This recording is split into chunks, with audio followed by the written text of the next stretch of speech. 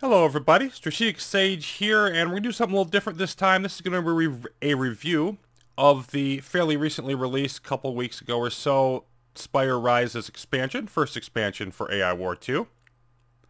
And I know not everybody has the chance to go through an entire playthrough. I've done a couple playthroughs on this. Full list of my AI War 2 series is in the description. But I thought this might be a good way to just hit most of the high points, let you know what I think of the expansion as a whole. And as you probably know, I'm a pretty big fan of Arkham games, but there are definitely also some flaws along with what I think is an exceptional value overall, and I feel it puts AI War 2 over the top of AI War Classic or AI War Fleet Command and makes it the best game in the series now, period. So, what comes in this? We're going to talk about that first, then I'll get into the pros and cons of some of those individually. We have two new factions, obviously the Fallen Spire and the Scourge. Spire giving their name to the DLC and being the biggest high point. There's over 30 turret types, whole bunch of new variety available there. We've got some new ships, a few new ship types that you can use, frigates and strike craft. There's 5 new capturable arcs, a couple minor economic capturables that you can get, and then there's also the extra Galactic War units that actually came out before the expansion, but are very much integrated into all that, and you can't really get to the high-level ones unless you're using the Spire. So, first up, the headliners, the Fallen Spire. What are they? Well, if you've played Classic, you know what they are, but essentially, the Spire are a much larger and more powerful race than humanity. From outside of our galaxy, other places in the universe, the AI has fought them there. The AI fears them to a certain extent. And they enable, putting them in the game, enables a more direct conflict with the AI. Very much a slugfest. It is not sort of the insurgent campaign that you normally have where you're just going to capture a little bit of this, a little bit of that. It's a toe-to-toe, open warfare type of situation. And the way that the Fallen Spire campaign essentially works is you need to find relics to build Spire Cities. You start off with one on a planet nearby you. You can see here we have that notification, Spire Relic on Brusque. And then when you capture it, you have to take it to a location where you're going to build your city, and the AI will attack you while you're trying to take it there.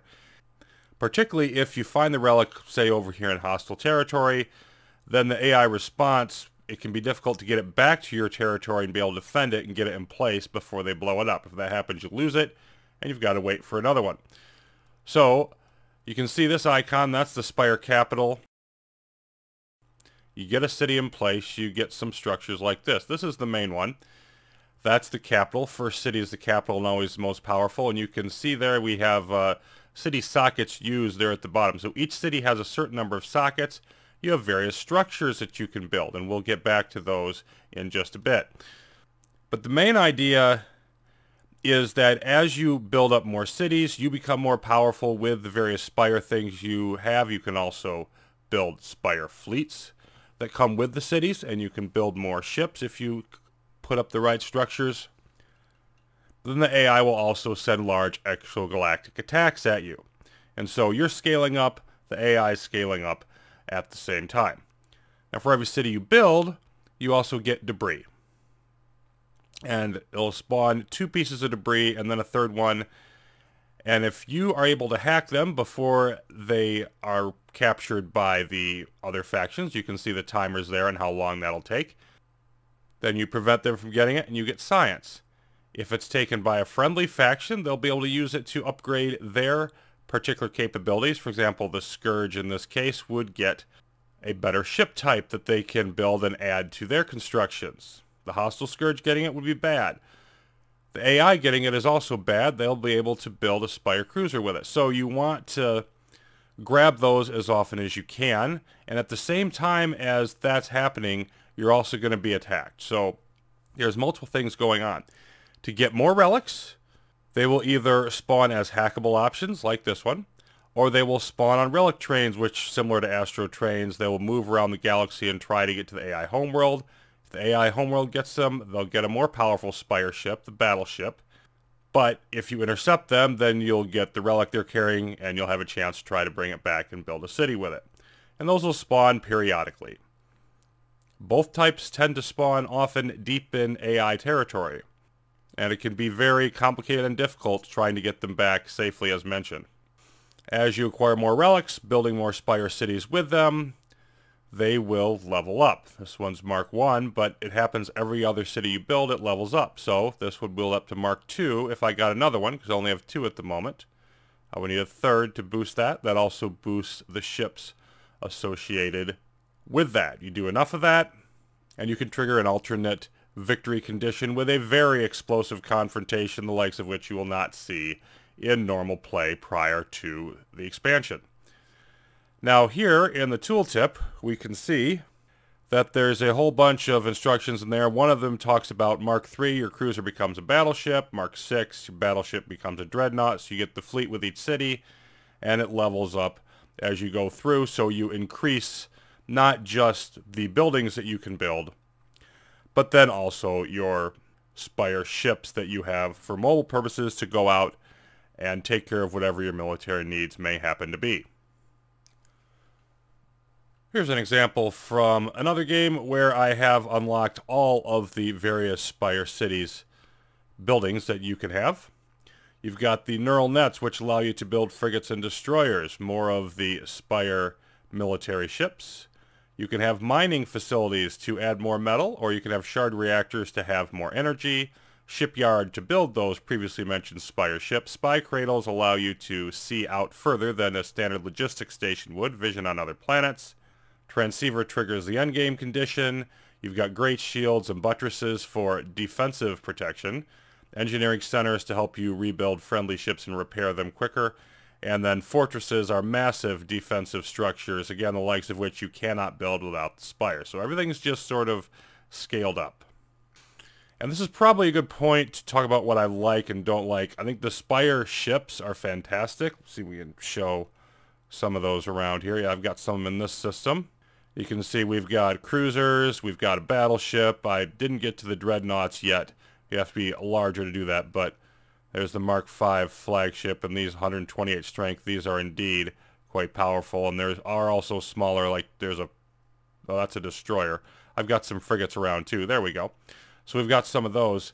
Everything I have described to you about how campaign proceeds, getting the relics, building them into cities, marking up, etc. That's stuff you sort of have to figure out on your own or check the wiki or Discord, unfortunately. And this is my #1 complaint that I have with the Spire, and probably with the entire expansion, is it just doesn't give you in-game instructions on how this is all going to proceed. And it's much different from the standard way of playing, as mentioned. It's also somewhat different from the classic way of playing. Some of the buildings are different. There's more of them. That's a great thing. It gives you somewhat more choice. But it's not explained how you're going to get the relics. It just, you know, the relic train just pops up, and then you've got to read the tool to figure out what to do with it. There's nothing that gives you any sort of basic guidance or journal story stuff like there was in the original explaining how it works. And that hasn't been done, partly because of multiple reasons, timing, you know, manpower with getting it done. Arkan is an indie developer. But I don't think it would have been that much work to just have a pop-up window like they use for some other things. Explain the basic steps as even briefer than I've outlined them if you wanted to. And I think that really would have been a big addition, because a newer player to this really has to experiment with it. I think it's worth the effort, but it could have been made a lot more accessible. Another quibble I have with the Spire is I think the balance is a little bit off. Grabbing the relics, what we call the relic chase, when you're moving them into position and the AI is attacking them, is a lot more difficult for most of the way that you're building up compared to the standard exos you get. So I think there's some balance issues to work out. But also, some of the buildings are just not worth it. And my favorite comparison, or actually my least favorite comparison really, is the buttress here, which requires 4 sockets. So it requires a lot of space in your city, if you will, a lot of the infrastructure support. And then you've got the Great Shield, which is much better by far. Like, this prevents your command station from taking any damage. 400k shields, 900k health. 2 million energy to support it, 8 million metal to build it, okay? Then you've got the gray shield, 12 million metal, a little bit more metal, but requires the same energy. 16 million shields. You can shoot out from underneath it and not take normal attack penalty that you would for that. I mean, only 400k hull, but it's just, it's far better, only requires one city socket and a little bit more metal, but ultimately metal doesn't matter that much. It's the energy in the sockets that matter because that defines your peak. And the gray shield is so much better. I don't think the spy cradles are worth it. Most of the other buildings I like, the plasma driver I didn't mention before, that's the Spire version of a mass driver. That's nice. And see Mark V, those, you see these, the ones that mark up as you go up, that's good. Because it means if you put, the fortresses up as you level. But at the beginning, you don't know that your first city is going to be the most important one, the capital. And you don't know that it's going to have 2 more sockets than any other city, or that it's going to mark up before the other ones do. Like, you don't know that until you've experienced it. And so for that reason, I just think that there's not enough guidance that's available. Next up, of course, is the Scourge, the other new faction in the expansion. And we've got a couple examples here. We've got this lovely thing. This is a Spire Fortress because they were added from grabbing the Spire debris in this particular game. But they will tend to go around and build defensive structures on some of your planets. They build other things. This is their greatest creation. This is a hostile one at the moment. The Nemesis. And it is more powerful than pretty much anything that we can build. It's a match for anything except for the very highest level Spire ships or some of the extra galactic stuff. So the Scourge are essentially, they will start off slowly. We can see they will build spawners, and they have these neophytes. They go out and gather metal. They collect the metal. They will spawn units. Then they'll upgrade those units at an armory. And if they have several different types they can use using races from the last Federation game. Now they'll upgrade those to their max level, and then they'll start to combine them in hybrids. There's another one of their defensive structures. And then they will gradually spread out and build. You see, they don't build in every system. They like to have a gap in between most of the time. They won't build spawners or armories right next to each other. But we've got more spawners and more armories. And then once they build the hybrids, they'll move up to the smaller of their elite units, the Subjugator. And then after a while, if they get big enough, they'll move up to the Nemesis. And the basic idea is when you're fighting against the Scourge, you've got to keep them small. If you let them get out of control, or if yours get out of control, it's going to be a big problem for the AI as well. So they add time pressure to the game. That's a source of contention among players because some players don't like time pressure, which is why there generally isn't that much of it. But other players really like it as a unique challenge. And you've got to nip them in the bud, and before they get too strong. They're extremely powerful, much stronger than any other faction if you equalize out the intensity. Even I would say stronger than an AI of equal intensity. So enabling high intensity Scourge it's asking for it. And then there are the turrets, and oh my, are there a lot of them. There were 11 in the base vanilla game, for example. There are more than 30 more, so that's well into the 40s. Yeah. There is a special lot amount of turrets for every tech field. In other words, every tech weapon field. There are now 4 of them. 1 major and 3 minor. And by major and minor, we mean simply this. A Blitzkrieg or a Crusher is a major turret. They cost more, you get fewer of them, and they require a lot more energy, but they're more powerful. A minor turret would be something like a microconcussive or the pikes that have been ubiquitous for a while. Microconcussive are new, pikes are not. And, the energy cost is only a fraction. The metal cost is only a fraction, but they're also not as powerful. And it's not just the case that there's more of them or that they're balanced among the tech categories. They also have some new mechanics that go along with them. For example, the harmonic turret does harmonic damage, meaning it does more damage for every one of them there are on a planet, so you want to build a bunch of them at once. And of course the AI gets great turrets that correspond to these.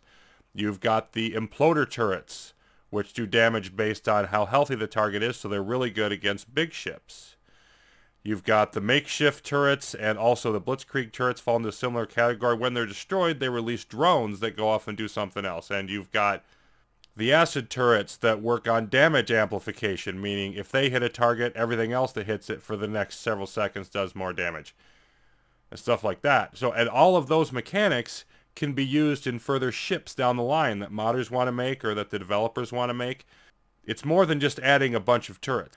And my thing is, the favorite one is the variety. There's so much more choice in it. You got all these different ships in the Galaxy the vanilla game. Now they've at least matched that with a turret. So it's just this big cauldron of different choices that you have. I think that's fantastic for the game.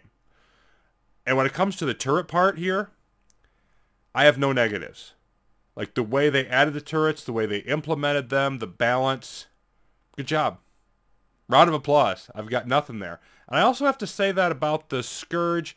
There's a little bit of perhaps tweaking to do with the logic, that they're not aggressive enough, or, you know, that they make questionable decisions sometimes.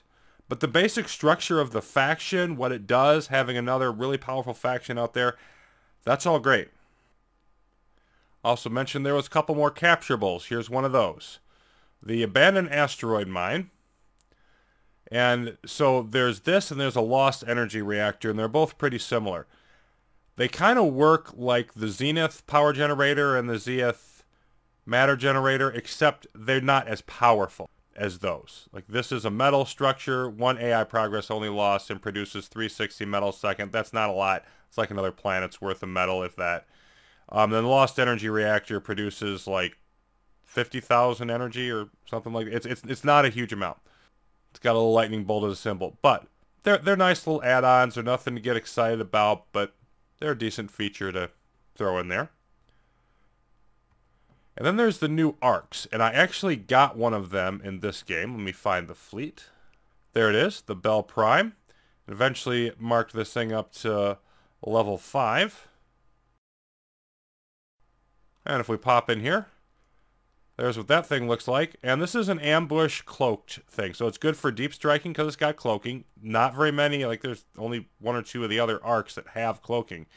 And then it also does more damage after stuff has entered the planet and for a lesser time after it enters an enemy planet. So it's a wormhole ambush type of specialist combined with cloaking. Makes it a nice ship. I really enjoyed using it. The other ones that are available, new arcs I should say, are the Soul Atter. That reduces hacking response, so good for use with super terminals. You know, good for use if you're hacking the Dark Spire, which is notoriously difficult, or hacking the Nanocost, which is notoriously difficult. Or, you know, if you plan on doing a bunch of high-level difficult hacks in a game, Soul Atter is a good one to have if you want that. A couple of the other arcs are area of effect type of things. One has a grenade flak attack, and the other one is a multi-shot laser, the Great Athemech and the Nidorian Tortoid for those. And then there's the Grand Salvage, which has a gravity field slowing other stuff down and sort of looks like it was made out of a bunch of pieces from a junkyard. So there's some good variety with those as well. I should also mention the extra Galactic War stuff because while I covered it a bit in a previous patch video and they're not technically new to the expansion, you won't see the higher level one unless you're in the Fallen Spire game. And there's 5 tiers of them. They react to excessive player dominance of the galaxy. They react to Scourge. They react to other AIs in the Civil War or the Fallen Spire. And typically the Spire is the only one that can get up to like level 3 or higher, usually. And that's when it really starts to get painful. They start to send some really powerful stuff. And the final tier, well, it's a ship that can handle the galaxy by itself. And it's been said by the testers that they don't think anybody can beat it with the tools that are in the game. Like, you can have massive Spire Empire. It doesn't matter. It's going to wipe you out. It's that massive, that powerful. That's only if you go totally out of your way to tick it off. So I think having those tools in the hands of the AI so that they can scale up to match the super weapons the player can get, no matter what you can get, there's an AI response to it, is really pretty good. And there's balance issues to work out there as well, but There's multiple different units that can be used at the lower tiers of that. And I think they really add a needed aspect to the game. So in the grand scheme of things, what do I think about the Spire Rises expansion? I think it's really good. Again, I have some significant quibbles with this implementation of the Spire, but the overall package and potential is there. And I think the Scourge, the arcs, especially the turrets, all really good additions. And frankly, the best part about this expansion is probably the value. Because you can see it's loaded with quite a bit of content. And it sells for $8 US. I mean, that's criminally low. I've bought expansions for $20 that were considered decent and didn't provide half this value. And that's one of the reasons why I'm such a fan of Arkan. Because they do great work and they don't expect you to charge an arm and a leg for it. And part of that, maybe that's marketing strategy. But whatever it is, you know, when you're getting a really good product for a low value, I mean, you've got to appreciate that. And as I said, I think this does elevate AI War 2 above Classic, but the usability and the accessibility to new players, it still does really need some work for it to be all that it could be. And hopefully that will eventually happen. So I hope you found this review helpful, or interesting, whatever. Feel free to leave any comments below. What do you think about it? What type of things would you like me to cover in the future on AI War 2? I'll be back soon with more on the game. See you then.